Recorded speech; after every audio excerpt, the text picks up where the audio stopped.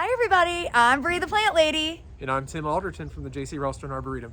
And we are going to give you the most delightful mid-February garden tour where I haven't walked around or anything. I've barely walked around. Our weather's been a little bit off for the last few weeks. So. Oh yeah, we had 2.5 inches of rain this week, which we desperately needed.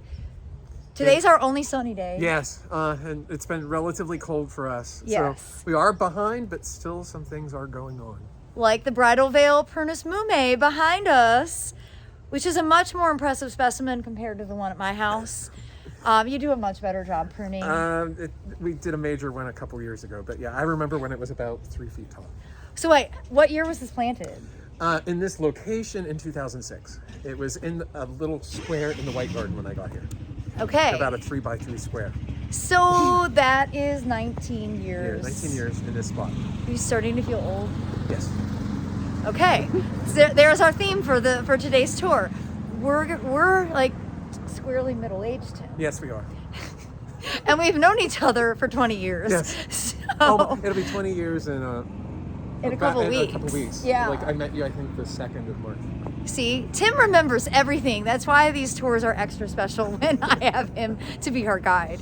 All right, well, we'll start strolling around and hopefully you guys will be inspired to come and visit the Raulston Arboretum here in Raleigh for yourselves.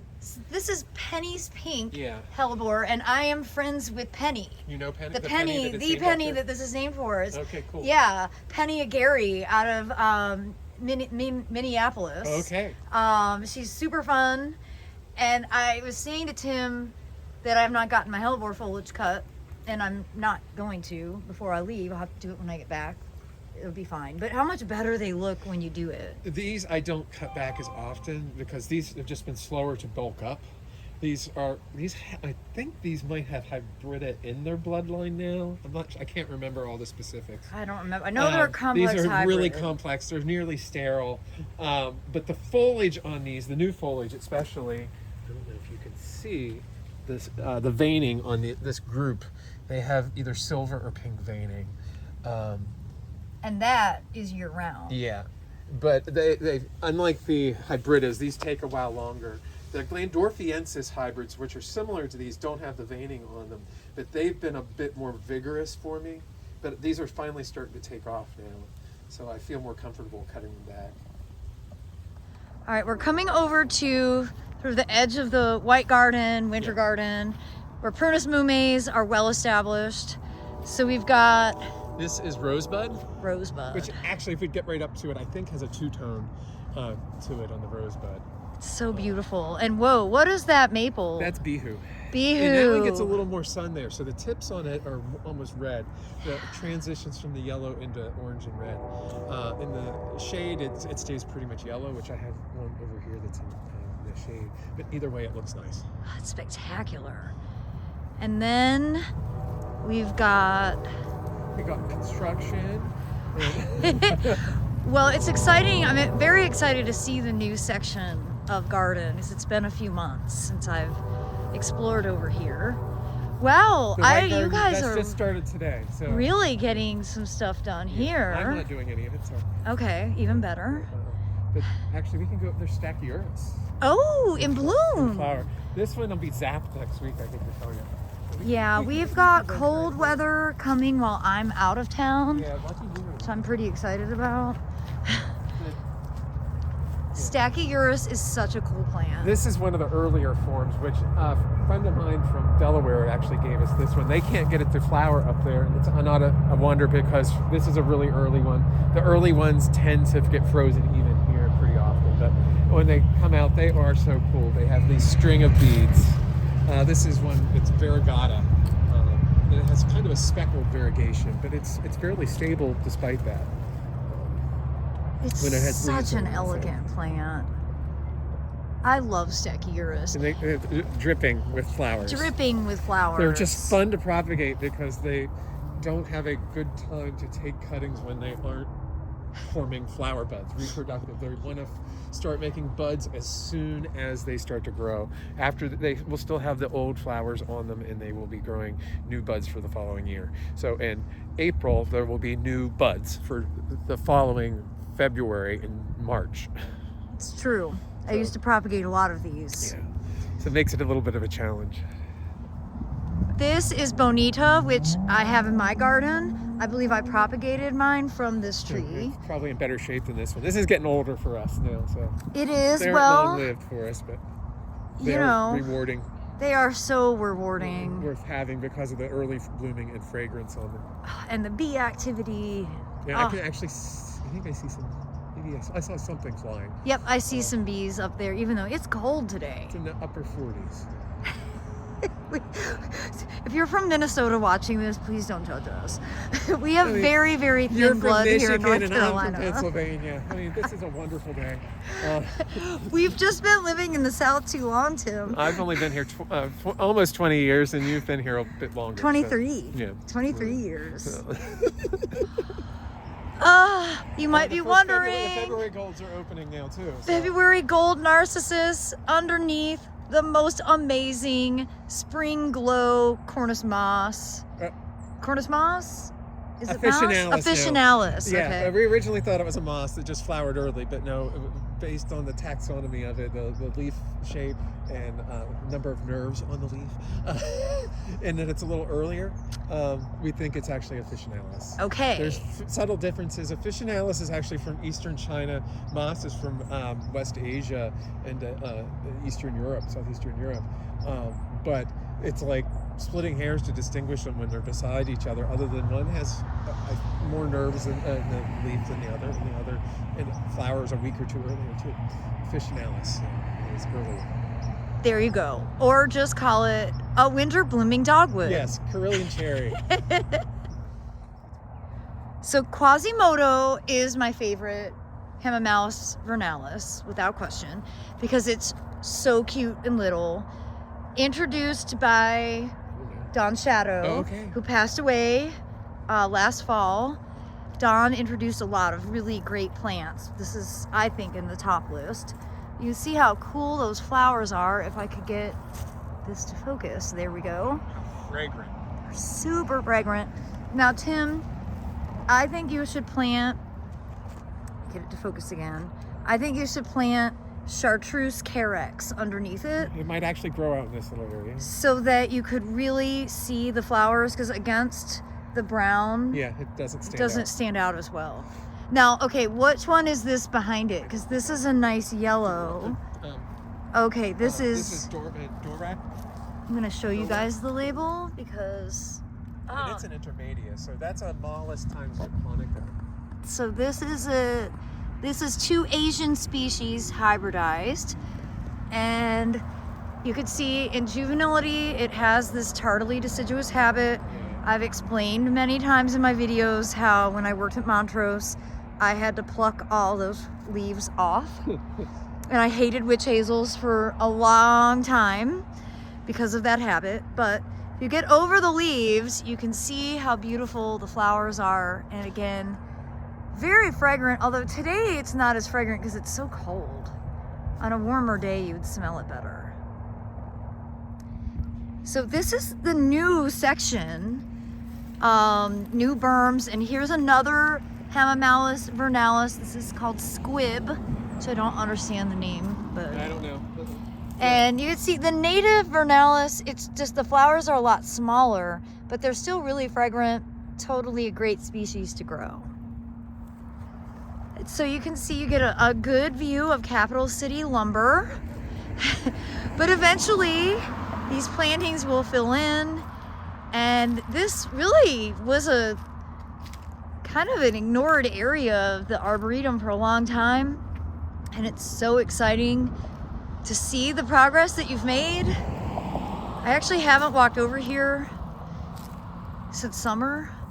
I haven't walked a lot, to tell you the truth, either. But So I'm feeling a bit better about the state of some of my magnolias being browned out like that from the recent cold. that one surprised me. That's Coppertina. Oh, right. And it turned copper that already. did turn copper. Yeah, it's not happy. It's alive, but it's totally. It needs to be There's another couple of years. There's some green at the base. See that. I have other ones that were not phased at all. Well, and this is full exposure. Yeah, there's no protection. Roadside. And that could be part of it with the wind coming out of the northwest here. It could have caused some desiccation. I have to say, I wasn't expecting the starkness of the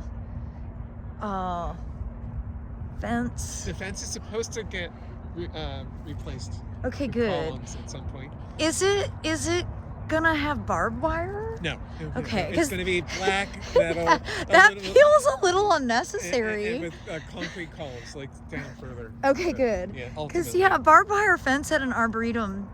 That predates the Arboretum. Okay, all right.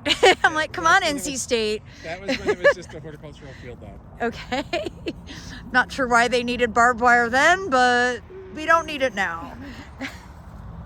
So because they've been removing a bunch of plants, I've just seen this osmanthus for the first time. No, the whole plant doesn't look like this. It's got really cool variegation. It'd be fun to isolate that, propagate them. It's all through it, and it's always had that. I mean, obviously that's why it's here. I can't remember. I think it was here before I was here.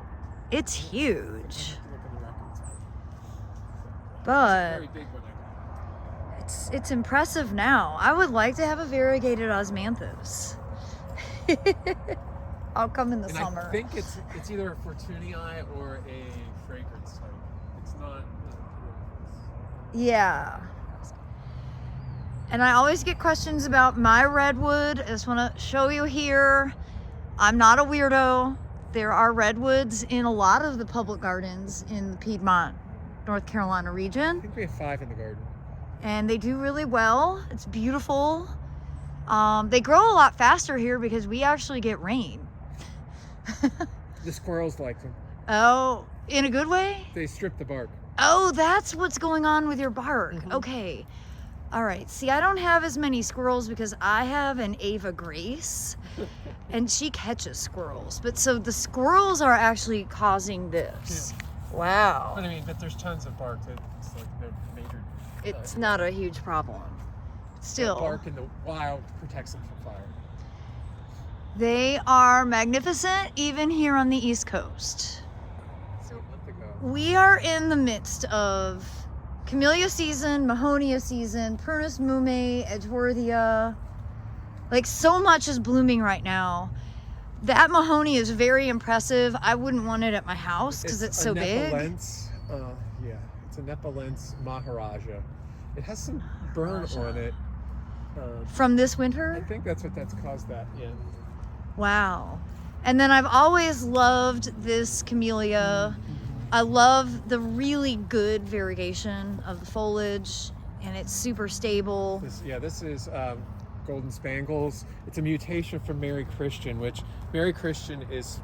We have a big one outside the old Lath House, and there's also a smaller Golden Spangles there, and it's always one of my favorites. They are consistent flowers. We will have cold weather this coming week, and I expect all these flowers to get damaged, but you give it like 3 or 4 days after a cold spell and it's in flower again.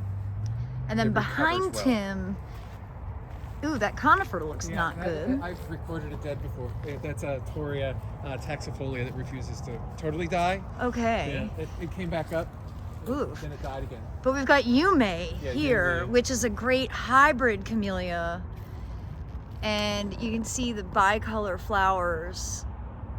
I love Yume. And you know, Camellia Brie is a Yume hybrid. It's a seedling off of Yume. Over here. And here we've got Camellia vernalis Igawa corkscrew.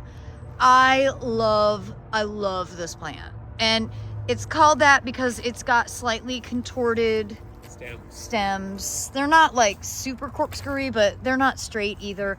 But the flowers are really great, semi-double.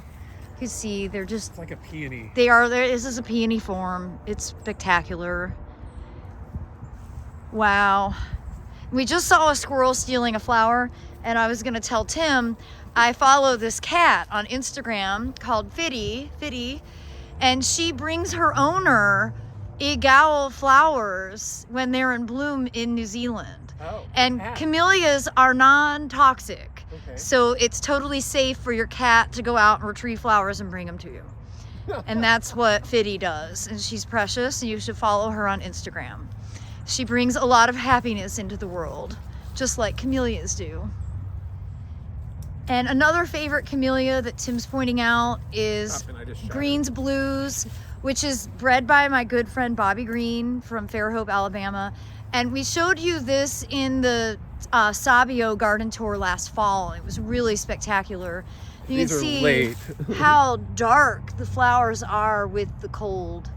The pigmentation really, it's more purple. Yeah. You know, but there's really like some awesome tint of blue in here, hence yes. the green blue. Yeah. But the earlier flowers are probably an inch and Much a half bigger. to across. Yeah. Now they're down to maybe an inch and a half. But the fact that it's still blooming, Yeah. because And I think it's a JCRA seedling. Yes. Nice tight habit, really good landscape plant. And I have it tortured here. It would flower probably better if I had it in the sun. Yeah, it's very shady with lots of conifers overhead. I didn't know any better when I planted it in here 15 years ago or so. And in classic deciduous magnolia style, this is Magnolia zenii. It's in flower. It's been flowering for about a week. And it's gonna get cold, like into the low 20s, maybe upper teens. So those flowers will be like dirty Kleenex. But this is a red listed species from China. oh wow.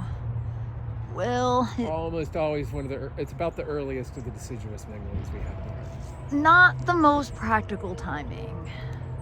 But it's cool to see a magnolia in bloom right now. Well, everybody, Tim and I made such a long video that I decided I needed to cut it in half. So I hope you'll tune in tomorrow for part 2 of my mid-February tour of the JC Raulston Arboretum. As always, thanks so much for watching, and happy gardening.